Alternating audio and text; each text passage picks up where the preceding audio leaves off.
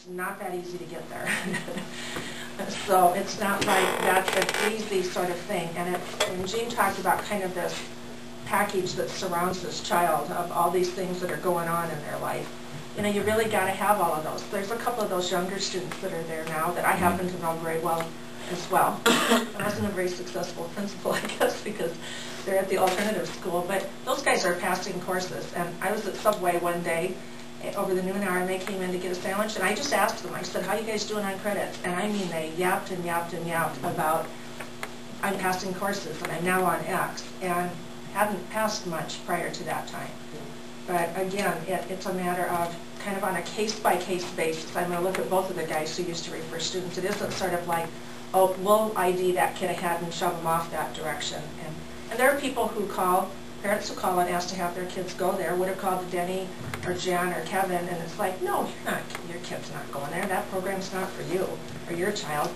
But there are kids that it is meant for. You were going to say something. Yeah, there's a couple things involved there when you talk about the whole package. A lot of times, those kids have been through multiple child studies through the years. They've had counseling, and not just school counseling that has been involved. Law enforcement at times will get involved with those types of kids. And I think Kevin and I can probably both attest that we used to have the Flex Ed Center for just juniors and seniors, but we've seen that need get lower and lower and lower, I think, as years have gone by.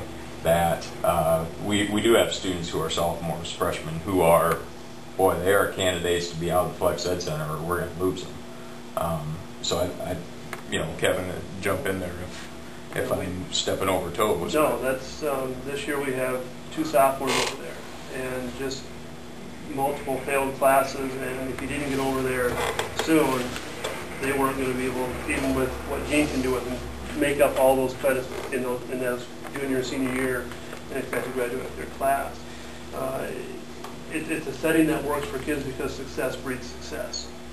A lot of the students that are over there have struggled in school, as you've heard countless times here in this brief discussion. But once they get there, and Gene streamlines it, and he'll say, you're going to work on one credit. They're not allowed to do, I guess they're not allowed, but they're encouraged to work on one subject. What we notice with at-risk kids is multitasking is difficult. For them to balance 6 or 7 classes on the day and keep all those afloat, they struggle with it.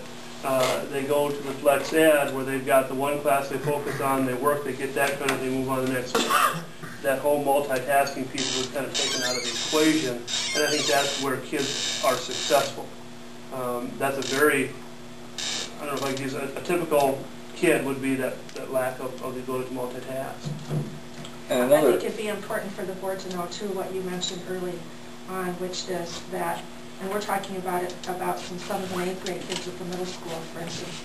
It's kids that can pass classes. They have the skills and the knowledge and the ability to pass. But for 10 reasons or 9 or 21 reasons, they're not.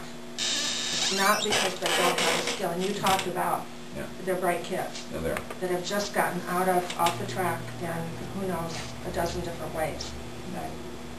Do you know how many kids range are over at that building? Well, I've had 40 enrolled this year. Last year it peaked. I had over 60 enrolled, but that was a big boost from Shaler.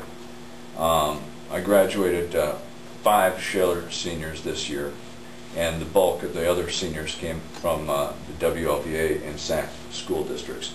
Right now, because of the nature of the way this Flex Ed Center works, you have kind of a slow build-up, then it really peaks heavy in December, and then it starts to come down because you get the seniors going, uh-oh, juniors going, uh-oh, something's not right on my transcript, and I'm not going to graduate.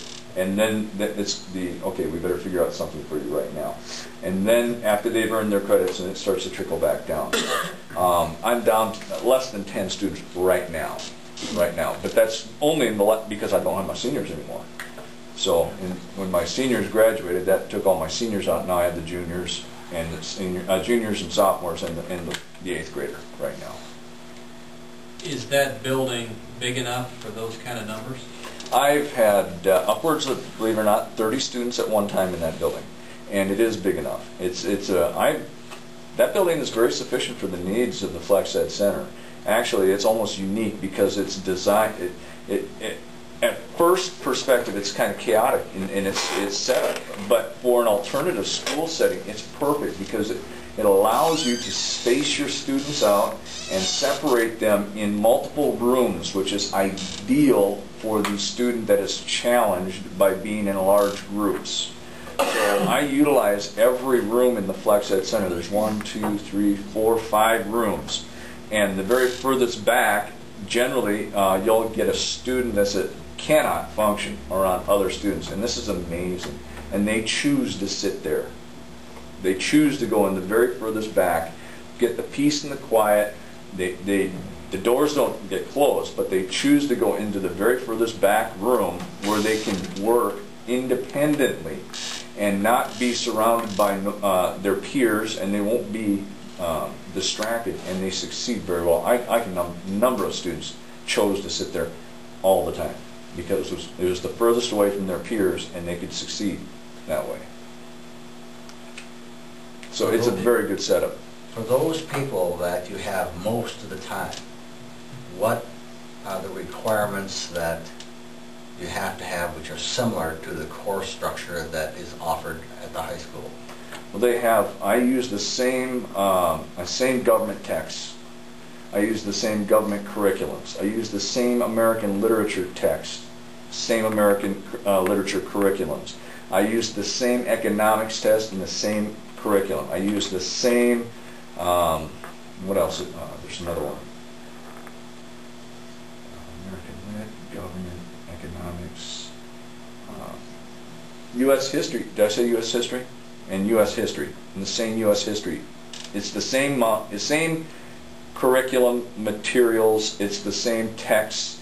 It's just lacks one aspect, and that is no lecture from the teachers. They have to work it independently on their own. They have to struggle through the coursework on their own. So most of the coursework is exactly the same, or I won't say exactly the same.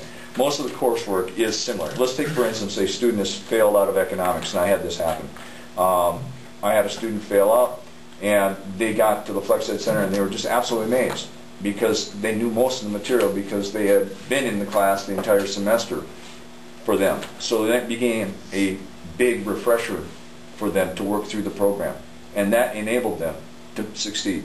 Same thing with government. Oh, same text. They didn't realize they were going to have the same text, so they're doing the same coursework. It doesn't. There's similarities but differences. Then would they have to put in a specified amount of time to meet the requirements like you would in a course structure? No, sir. They don't. Because what happens then is you defeat the acceleration aspect of the program. At one time, Frank Kraft did have that. However, I removed that because I discerned that if I'm going to be doing that, I'm going to be defeating the purpose of why the students are there. Plus, the students that is contrary to what the students' learning styles are.